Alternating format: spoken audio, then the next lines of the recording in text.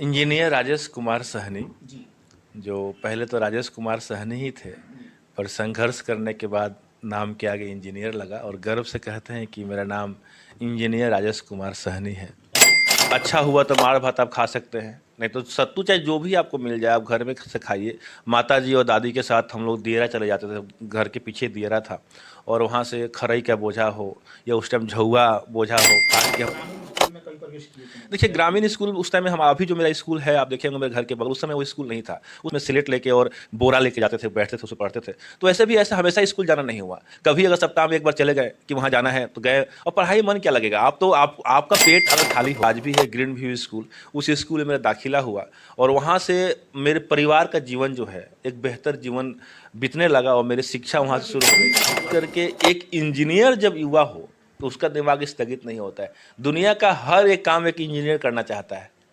हर एक पूछा कि पंचायती चुनाव में सबसे बड़ा चुनाव कौन सा होता है, तो पंचायती राज में सबसे बड़ा चुनाव लोग कहा कि जिला परिषद का होता है। पहले सलाह देने वाला कौन है वो आदमी? सबसे आप सलाह लिए हो, सबसे पहला आदमी? सबसे प्रथम व्यक्ति दो लोग थे। विधानसभा की सर्वप्रथम पहली प्राथमिकता यही है कि जो भी मैं विधायक बनता हूँ तो साहेबगंज या पारू ब्लॉक में चाहे जो भी सरकारी संस्था है वहाँ आपके हक अधिकार के लिए आपको 1 रुपये भी नहीं देना होगा। मैं माननीय मुकेश सहनी जी से मैं प्रथम बार जब मिला तो 15 मिनट तक माननीय मुकेश सहनी जी और मेरे बीच बात हुई। समय था कि आपको परिचय देना पड़ता था कि मैं इंजीनियर राजेश सहनी 98 साहेबगंज विधानसभा से आया हूं। हालांकि आज कोई परिचय का मोहताज नहीं है। ये शुभकामना किसको देना चाहते हैं आप? देखिए इसका श्रेय किसको देना चाहते हैं? इसका श्रेय सर्वप्रथम माननीय मुकेश सहनी जी को ही जाता है। क्योंकि नमस्कार सर, अपना शुभ नाम बताइए पहले। इंजीनियर राजेश कुमार सहनी, जी। जो पहले तो राजेश कुमार सहनी ही थे, पर संघर्ष करने के बाद नाम के आगे इंजीनियर लगा और गर्व से कहते हैं कि मेरा नाम इंजीनियर राजेश कुमार सहनी है। अच्छा सर, घर कहाँ पड़ेगा आपका? देखिए मेरा पुश्तैनी घर जो है, जैसे आपने बताया, माधोपुर हजारी के वार्ड नंबर 2 में मेरा जन्म हुआ। आज भी मेरा पुश्तैनी घर वही है, मेरा पता आज भी वहीं का है, मेरे पुश्तैनी घर का ही पता है, भले आज हम साहेबगंज में रह रहे हैं। अच्छा सर, एक चीज़ बताइए, सबसे पहले मेरा ये सवाल है आपसे कि आपकी जन्म कब हुई? देखिए सच्चाई तो यह है कि जब मेरा जन्म हुआ उस वक्त समय और तारीख लिखने वाला कोई मेरे गाँव घर में पढ़ा लिखा व्यक्ति था ही नहीं। किस सन में हुआ ये बता दीजिए। 1990 हम माताजी से जब हम थोड़े से बड़े हुए, जब प्राइवेट स्कूल और नाचल में पढ़ने गए तो जन्मदिन जब बताया कि जन्मदिन भी दिया जाता है, तो ऐसे ही 16 अगस्त 1990 तो मुझे मालूम है कि जन्म मेरा 1990 में हुआ। 16 अगस्त एक तारीख तय कर दी गई। माताजी से जब भी हम लोग पूछते थे माताजी कहती थी कि हाँ ऐसा था मौसम, या फिर दुर्गा पूजा के समय में हमारा जन्म हुआ। क्योंकि उस समय मेरे घर में ऐसे कोई शिक्षित परिवार थे नहीं और उस समय का माहौल भी ऐसा नहीं था कि भाई अस्पताल में जन्म हो किसी बच्चे का। हम सारे भाई बहन का जन्म तो गाँव में ही हुआ, जैसे हज़ारों लाखों लोगों के जन्म होता है। तो 16 अगस्त 1990 का जो साल था वो तो निश्चित है 1990 का ही साल था, लेकिन 16 अगस्त जो आधार कार्ड पे है वो हो सकता है कि 1-2 महीना ऊपर नीचे हो। मैक्सिमम उम्र क्या है? अगर 1990 से देखें तो 34 साल का उम्र है अभी। 34 साल का उम्र है। अच्छा, पढ़ाई लिखाई आपके गांव से शुरुआत हुआ कि नहीं? देखिए कैसे जीवन यापन किया आप गांव में? देखिए गांव का जीवन ऐसा था कि सुबह उठिए, अब अपने माता जी और दादी के साथ में रहता था। पिताजी तो अपने कार्य को लेके बाहर रहते थे, वो भी हजीरा में ही काम करते थे। रोड पे उस समय अब न मशीन आ गया है, रोड पे काम करते जिस पे अलकतरा बिछाने का काम वो करते थे। तो मेरा जीवन शुरुआत सुबह उठिए, चाहे कोई भी मौसम हो, सुबह उठिए, घर में खाने के लिए अगर अच्छा हुआ तो मार भात आप खा सकते हैं, नहीं तो सत्तू चाहे जो भी आपको मिल जाए आप घर में से खाइए। माता जी और दादी के साथ हम लोग दियरा चले जाते थे, घर के पीछे दियरा था और वहाँ से खरई का बोझा हो या उस टाइम झौआ बोझा हो काट के हम लोग लाते थे कि जलावन के तौर पर लाते थे। फिर मवेशी, एक मवेशी थी दरवाजे पे, दादी उसका जो देखभाल करती थी, चारा काटना, चारा खिलाना, यही सब जीवन हम लोग का दिनचर्या यही था। अच्छा, दिनचर्या यही था। तो आप एक चीज बताइए, यहाँ के ग्रामीण स्कूल में कभी प्रवेश किए कि नहीं? देखिए ग्रामीण स्कूल उस टाइम में हम अभी जो मेरा स्कूल है आप देखेंगे मेरे घर के बगल, उस समय वो स्कूल नहीं था। उस समय गांव के कुछ चंद लोग ही 1 रुपये 2 रुपये 5 रुपये इकट्ठा करके एक झोपड़ी बनाए थे, वो चंदा के तौर। और एक मास्टर साहब थे जो आते थे, काफ़ी बुजुर्ग थे। तो हम लोग स्लेट लेके और हाथ में स्लेट लेके और बोरा लेके जाते थे, बैठते थे, उसमें पढ़ते थे। तो ऐसे भी ऐसा हमेशा स्कूल जाना नहीं हुआ। कभी अगर सप्ताह में एक बार चले गए कि वहाँ जाना है तो गए, और पढ़ाई में मन क्या लगेगा? आप तो आपका पेट अगर खाली हो, अब 12 बजे दो आप आज आपको मिड डे मील मिलता है बच्चों को। उस समय तो हम लोगों को था कि भाई सुबह खाली पेट आप जा रहे हैं, दोपहर का खाना कैसे खाएंगे इसके बारे में सोचना है। तो पढ़ाई में मन लगने वाली तो बात थी नहीं। हम लोग जाते थे, कभी कभी नहीं गए, कभी गए, वही वैसे ही जिंदगी चलती रही। अच्छा, तो एक चीज़ और बताइए, उस समय मतलब कि पेट नहीं भरने के कारण, मजबूरी के कारण कभी स्कूल नहीं गए, यही कहना है जी आपका? जी, शुरुआती दौर रही। एक चीज़ बता दीजिए, दूसरी बात यह है कि आप अपने गांव कब छोड़े? जब भी आपका पेट नहीं भरता था, जब यहाँ स्कूल नहीं गए, तो गांव, अब उसके बाद क्या किया?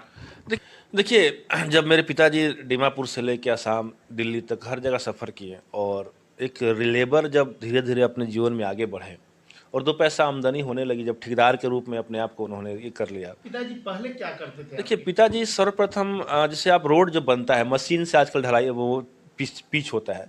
उस समय था कि आपको रात को आपको गिट्टी गर्म करना पड़ता था, चूल्हा बना के, बहुत बड़ा सा चूल्हा बना के अलकतरा का ड्राम गर्म किया जाता था, और लेबर द्वारा गिट्टी को और बाकी मटेरियल को, अलकतरा को उसमें मिलाया जाता था बेलचा से, जब समझ पाएंगे। और हमारे पिताजी उसमें क्या करते थे कि अलकतरा को टीना में रख के और रोड पे बिछाया करते थे। उनका वही काम था, जो उनका उस समय का जो हजीरा जो मिलता था। पर धीरे धीरे, आज भी मुझे कहते हुए गर्व होती है कि धीरे धीरे अपनी ईमानदारी से वो काम किए, और धीरे धीरे एक लेबर से अब थोड़ा पेटी कॉन्ट्रैक्ट लेते, धीरे धीरे एक ठेकेदार बने। ठेकेदार में 2 पैसा अच्छा कमाने लगे। और लेकिन मेरे पिताजी में एक चीज़ तो था कि जैसे वो 2 पैसा कमाए, सर्वप्रथम उन्होंने मुझे वहाँ बुला लिया कि लड़के को पढ़ाना है। पिताजी उसके बाद कहाँ चले गए जब गांव से? गांव से निकले तो वो दिल्ली, मैंने बोला दिल्ली दीमापुर सफ़र करते। अरुणाचल प्रदेश में एक नमसाई जगह है, आज भी है, मेरे पिताजी आज भी वहाँ हैं, और मेरा स्कूल भी वहीं से हुआ, मैं आगे बताऊंगा आपको।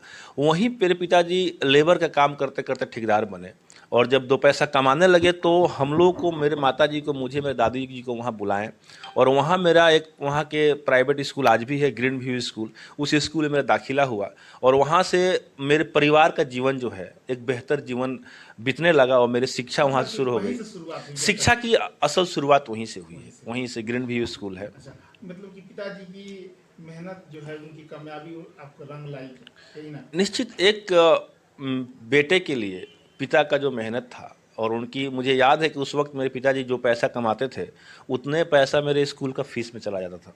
मतलब जो घर में सेविंग नहीं, वो पहले से ही बेटे को पढ़ाना है।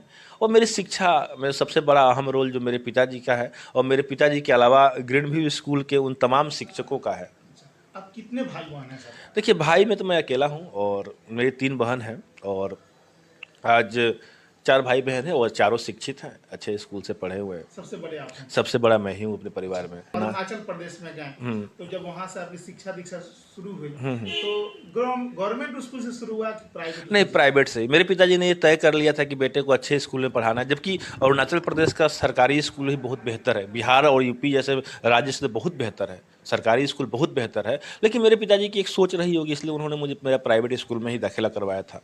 अच्छा, जब वहाँ से पढ़ाई शुरुआत हुई आपकी, तो वो लोग, शिक्षक लोग कैसे बिहेव करते थे आपके साथ? देखिए, दुनिया में ऐसे शिक्षक आपको पूरे दुनिया में कहीं नहीं मिलेंगे। मुझे याद है कि हमारे उस स्कूल में, मैं जब मेरा दाखिला हुआ तो मुझे ABCD नहीं आती थी। मैं टेस्ट दिया, ना मुझे ABCD आती थी, ना मुझे 1 2 कुछ, मुझे पढ़ाई में मुझे कुछ था ही नहीं ना। लेकिन फिर भी उम्र को देखते हुए क्लास 2 में मेरी वहाँ एडमिशन हुई, और मुझे कहते हुए गर्व होता है कि उस स्कूल के जो शिक्षक थे, अगर 9 बजे से स्कूल शुरू होता था 3 बजे तक, तो सुबह 6 बजे शिक्षक मुझे बुला लेते थे, और लगातार 1 साल तक उस स्कूल के हर एक शिक्षक ने, चाहे वो रमाकांत तिवारी सर हो, चाहे सुरेश सर हो, चाहे लाल सोनार सर हो, चाहे स्वर्गीय बांग सर जो अभी नहीं रह पाए, ममता मैडम हो, जो भी वहाँ के शिक्षक शिक्षिका थी, मेरे ऊपर इतना मेहनत किया लोग कि 1 साल की कड़ी मेहनत के बाद मैं अपने ट्रैक पे आ गया था, और उसके बाद मैंने पीछे मुड़ के कभी नहीं देखा। अच्छा, मतलब कि जो भी शिक्षक थे, बिहेव आपके माता पिता के जैसा किए, है ना? मतलब कि उन्होंने, देखिए, उन्होंने एक चीज़ देखा, मैं आज भी ये स्कूल चलाता हूँ, मैं इस समय, उन्होंने एक फटे हालत के बच्चे को देखा, एक पिता को उन्होंने देखा जो भाई खाली पेड़ और फटे कपड़े में अपने बच्चे का एडमिशन कराने आया था।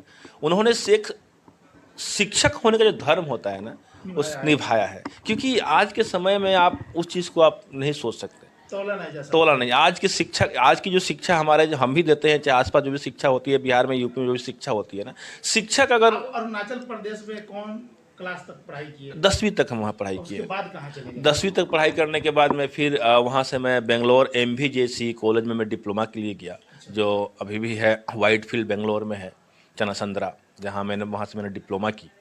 और डिप्लोमा करने के बाद इंजीनियरिंग कब किया आप? देखिए, डिप्लोमा करने के बाद तो पहली सोच थी कि अब पढ़ाई छोड़ के कुछ काम धंधा करें, नौकरी करें, कि पिताजी को और सहयोग मिले, लेकिन पिताजी नहीं माने, कहे कि नहीं आगे पढ़ो।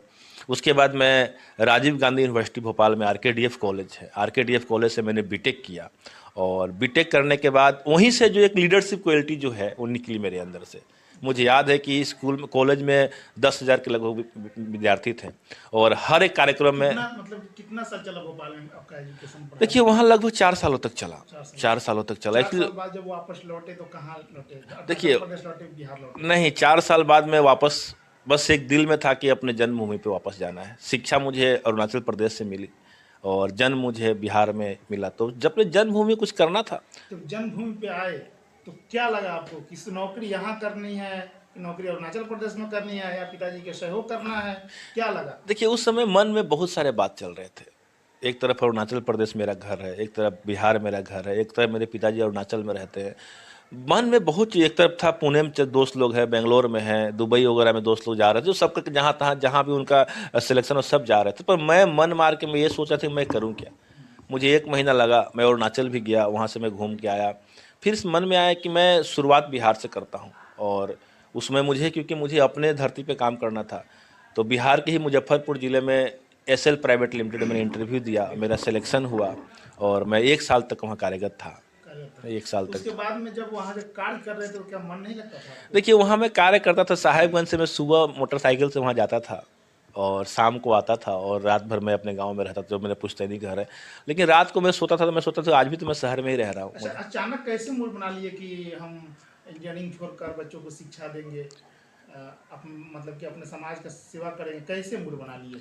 देखिए, इंजीनियरिंग करने के बाद हमारे साथ जितने भी दोस्त थे, सब बेंगलोर, पुणे, दिल्ली कहीं ना कहीं थे। आप विदेशों में नौकरी करके और बिहार को आप कोसते हैं कि शिक्षा अच्छी नहीं है, तो एक शिक्षित व्यक्ति अगर बिहार में आके अगर 10 लोगों को भी शिक्षा प्रदान कर देता है, तो समझिए कि बिहार का शिक्षा का स्तर कितना ऊपर चला जाएगा। एक सोच थी कि मैं जिस प्रतिक्रिया के अनुसार अपनी शिक्षा ग्रहण बिहार में नहीं कर पाया, मुझे ऐसा शिक्षा देना था कि, और इसका भी कारण है कि बेंगलोर और भोपाल में मेरे साथ जो बिहार के छात्र थे उनकी इंग्लिश बहुत कमज़ोर थी, बाकी फिजिक्स मैथमेटिक्स काफ़ी मजबूत थी। मुझे एक उच्च स्तरीय शिक्षा अपने क्षेत्र में देना था, अपने क्षेत्र के बच्चों को देना था। आप कितने सालों से यहाँ शिक्षा दीक्षा बच्चों को दे रहे हैं?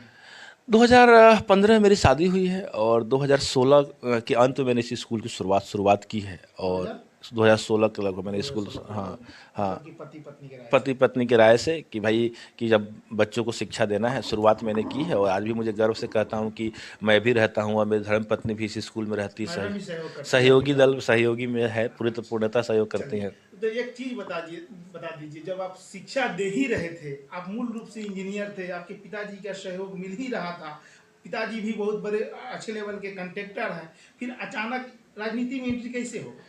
देखिए, युवाओं का दिमाग स्थगित नहीं होता, और ख़ास करके एक इंजीनियर जब युवा हो तो उसका दिमाग स्थगित नहीं होता है। दुनिया का हर एक काम एक इंजीनियर करना चाहता है। हर एक जो काम बाकी नहीं कर पाते, जो नहीं सोच पाते हैं, इंजीनियर करना चाहता है। कहीं ना कहीं एक इंजीनियरिंग माइंड था। आसपास के लोगों से मैं मिलता था, राजनीति के बारे में यहाँ मैं सुनता था, पंचायती चुनाव को लेके, लोकसभा, विधानसभा, हर चुनाव को देख लगता था एक अंदर से एक जिज्ञासा हुई कि लड़ते हैं। 1-2 जगह मैंने बोला कि चुनाव लड़े क्या, कुछ सहयोगी दल, हमारा सहयोगी लोग हमारे साथ थे, उनका बात सुनकर और मेरे अंदर इच्छा लगी कि हाँ लड़ लेते हैं। जब उस समय आपकी शिक्षा दीक्षा हुई, जब यहाँ स्कूल खोले, तो क्या लोग आसपास के लोग जानते पहचानते थे कि नहीं। इंजीनियर राजेश सहनी का घर यही है, इंजीनियर राजेश यही के रहने वाले हैं? नहीं नहीं जानते थे? नहीं जानते थे कोई। जब मैं यहाँ स्कूल खोला तो उस वक्त मुझे बस 2-4 परिवार के अलावा मुझे कोई नहीं जानता था। और लगभग 2-3 सालों के बाद मालूम चला कि इंजीनियर राजेश कुमार सहनी की अचानक कैसे मूड बना लिए कि हम पंचायत चुनाव लड़ेंगे? कैसे? देखिए, पंचायत चुनाव लड़ने का मेरा कोई मूड नहीं था। मैं आज भी कहता हूँ, अगर चुनाव मुझे लड़ना था, मैं इंजीनियर हूँ, मुझे कोई बड़ा चुनाव ही लड़ना था।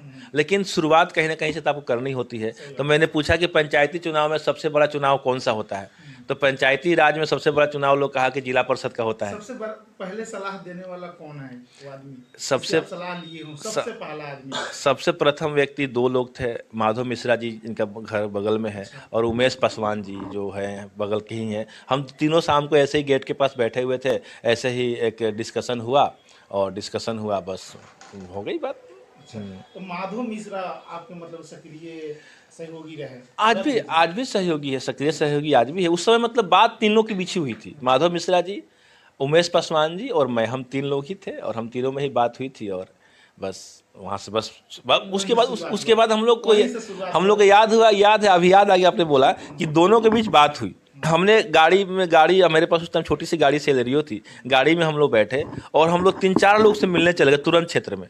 और जिन पहले चार लोगों से हम मिले, जैसे हरि पाठक जी हैं यहाँ के, देवेंद्र सिंह जी बांगरा के हैं, जो कुछ प्रमुख लोग जो है चार पांच लोग, जैसे हमने मिला इतना ना पॉजिटिव रिस्पॉन्स आया कि उसके बाद पीछे मुड़ के मैंने नहीं देखा और चुनाव का ऐलान हो गया। रन हो गया। जी उस उसके बाद में आप मतलब कि सक्रिय हो गए क्षेत्र में कि जी हमको चुनाव लड़ना है, जी समाज जी की सेवा करना है। जी जी हाँ। तो एक बात बता दीजिए सर, आप उसी समय सक्रिय हुए, उसी वक्त आपने चुनाव भी जीत लिया, देखिए सक्रिय जब हुए तो उस समय चुनाव को 1 साल समय था। लोगों का रिस्पांस अच्छा मिला, हाँ। है ना?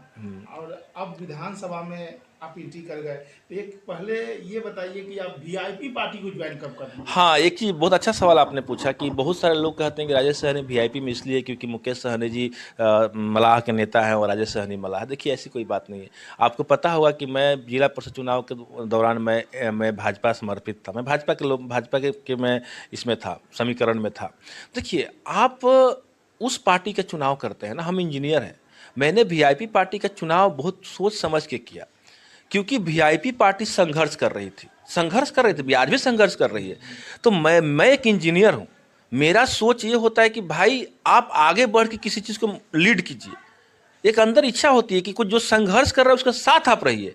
वीआईपी पार्टी संघर्ष कर रही थी, मैं जिला परिषद बनने के बाद में गया। मैं माननीय मुकेश सहनी जी से मैं प्रथम बार जब मिला तो 15 मिनट तक माननीय मुकेश सहनी जी और मेरे बीच बात हुई।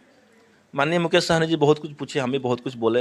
एक चीज़ मुझे बहुत अच्छी लगी माननीय मुकेश सहनी जी की, कि माननीय मुकेश सहनी जी संघर्ष करके 9 साल 10 साल की उम्र में मुंबई गए, अपने संघर्ष किए, इतना बड़ा कंपनी सेटअप किए।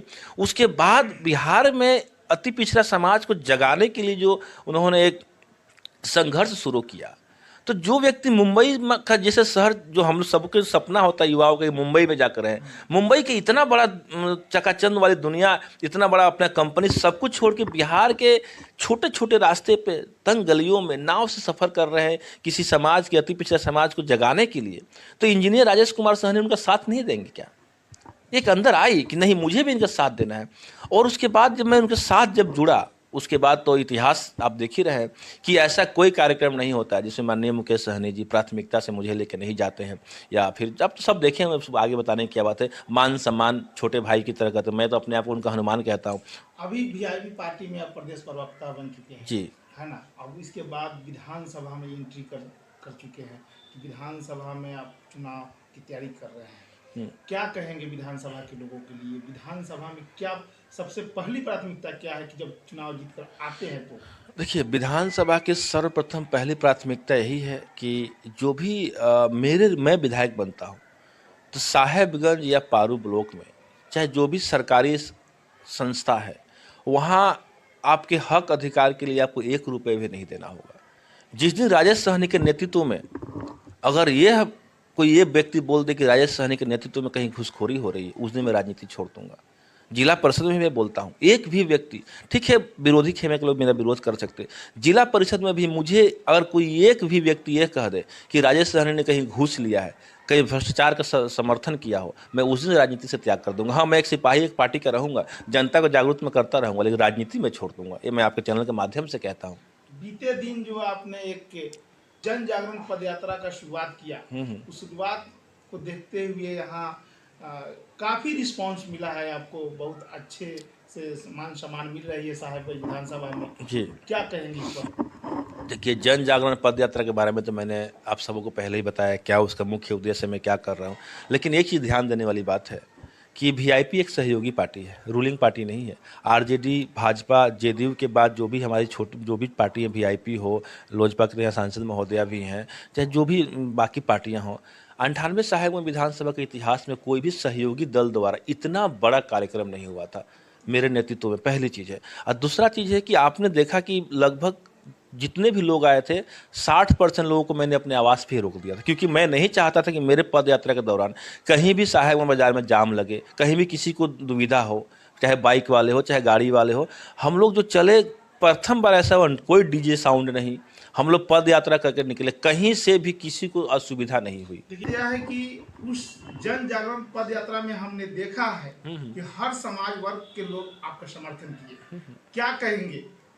देखिए, उस जन जागरण पद यात्रा का दो चीज़ है। पहला प्रथम चीज़ ये कहेंगे कि मेरे जिला परिषद क्षेत्र से जो 5 पंचायत, मैंने वहाँ से लोगों को नहीं बुलाया था। इसलिए नहीं बुलाया था कि कल को विपक्ष द्वारा एलिगेशन लगता है कि उनका जिला परिषद है, अपने पाँचों पंचायत से बुला लें। उसमें मेरे गाँव का, मेरे पट्टी पटदार, मेरे घर के आसपास का कोई नहीं था।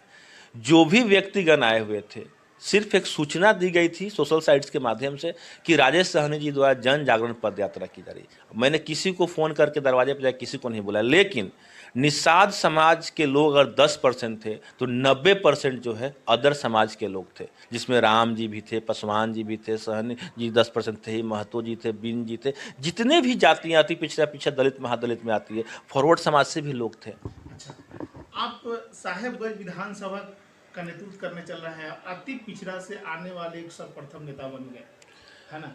और क्या अति पिछड़ा में आने वाली जो कैटेगरी कास्ट के लोग हैं, जातियाँ आती है, क्या उन सबका मान सम्मान कैसे रखेंगे आप?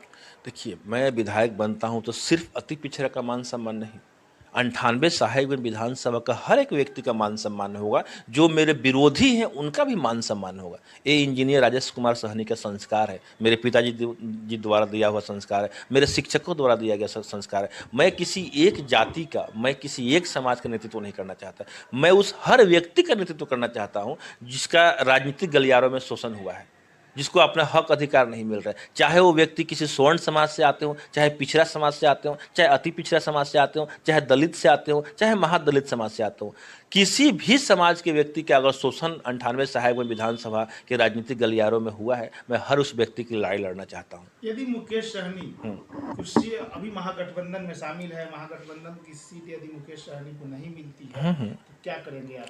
देखिए, मैं मुकेश सहनी जी का सिपाही हूँ। अगर महागठबंधन में सीट मुझे नहीं मिलती तो ऐसा तो नहीं है कि मैं विरोध करके मैं कहूँगा नहीं मैं ये करूँ, ऐसा नहीं होगा। अगर मान लीजिए गठबंधन धर्म पहले है, गठबंधन धर्म हम निभाएंगे और राजेश सहनी गठबंधन धर्म निभाने के लिए इस 98 साहेबगंज विधानसभा से महागठबंधन कोई ही प्रत्याशी होगा, उनका तन मन धन से मेरा सहयोग रहेगा। आपने उसका उदाहरण लोकसभा चुनाव में देख लिया है। मैं जिला परिषद हूँ।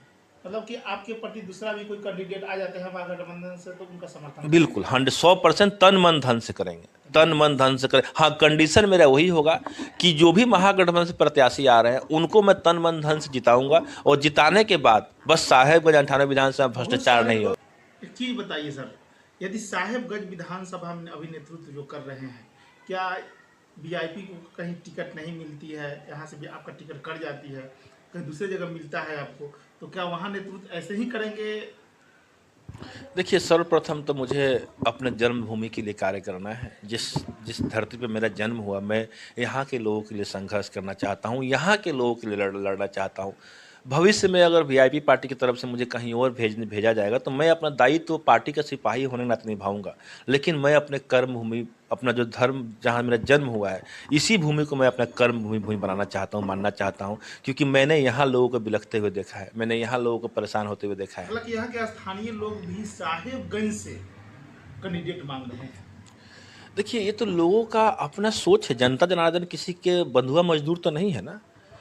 यहाँ के लोग, और यहाँ के लोग चाह रहे तो उनकी उसमें कहीं ना कहीं अपनी एक सोच होगी। 98 साहेबगंज विधानसभा एक बहुत बड़ा क्षेत्र है, और जाहिर सी बात है कि पिछले कई सालों से उसी छोर से अगर कोई माननीय विधायक यहाँ के बन रहे हैं, जाहिर सी बात है कि यहाँ के लोगों को भी अपनी एक इच्छा होगी। पर मेरा यह कहना है कि छोर कोई भी हो, विकास हो, पूरा 98 साहेबगंज विधानसभा का विकास हो। एक चीज और बताइए हमें, जैसे कि मान लिए कि हर पार्टी से अभी निषादों की खोज हो रही है, यदि किसी अन्य पार्टी से आपको बड़ा ऑफर मिल जाता है तो क्या करेंगे?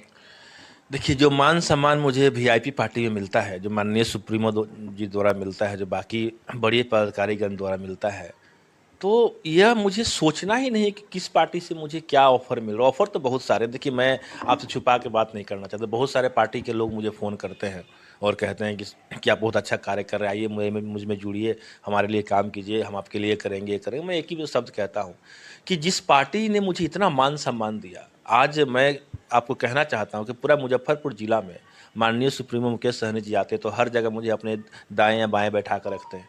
वो अच्छा, एक चीज और रह गया। एक समय था कि आपको परिचय देना पड़ता था कि मैं इंजीनियर राजेश सहनी 98 साहेबगंज विधानसभा से आया हूँ। हालांकि आज कोई परिचय का मोहताज नहीं है। ये शुभकामना किसको देना चाहते हैं आप? देखिए, इसका इसका श्रेय किसको देना चाहते हैं? इसका श्रेय सर्वप्रथम माननीय मुकेश सहनी जी को ही जाता है, अच्छा। क्योंकि माननीय मुकेश सहनी जी के साथ मैं जो भी पिछले 1 साल से काम कर रहा हूँ, इसी का नतीजा है कि किसी भी पार्टी के पदाधिकारीगण जो बड़े नेतागण जो है, कहीं परिचय देने की मुझे आवश्यकता नहीं है। और वीआईपी का मैं सिपाही हूँ, वीआईपी से मैं हूँ और मेरे जैसे कार्यकर्ता से भी वीआईपी है। बस यही कहना चाहता हूँ आपसे। और जब तक मेरे शरीर में आखिरी खून का आखिरी बूंद रहेगा, जब तक मेरी सांस चलेगी, मैं अपने पार्टी के साथ गद्दारी नहीं करूंगा। भविष्य में क्या होगा, भविष्य मैंने नहीं देखा, लेकिन अपने तरफ से मैं अपने पार्टी के सिपाही, ईमानदार सिपाही था, हूं और रहूंगा। यदि मुकेश सहनी जी गठबंधन छोड़कर कहीं अन्य पार्टी का सदस्य बन जाते हैं, अन्य पार्टी का समर्थन कर लेते हैं, तो क्या करेंगे आप? देखिए, नेतृत्व तो माननीय मुकेश सहनी जी की है, नेतृत्व तो माननीय मुकेश सहनी जी की है और मैं उनका सिपाही हूँ। और गठबंधन की बात है तो ये स्पष्ट है कि आगामी बिहार विधानसभा चुनाव हम लोग महागठबंधन से ही लड़ेंगे। माननीय तेजस्वी यादव माननीय मुकेश सहनी जी के नेतृत्व में लड़ेंगे। माननीय तेजस्वी यादव का हम लोग आगामी बिहार विधानसभा चुनाव में बिहार का मुख्यमंत्री देखना चाह रहे हैं। वीआईपी पार्टी के सिपाही होने के नाते माननीय मुकेश सहनी जी को बिहार का डिप्टी सीएम देखना चाहते हैं हम लोग की अपनी इच्छा है।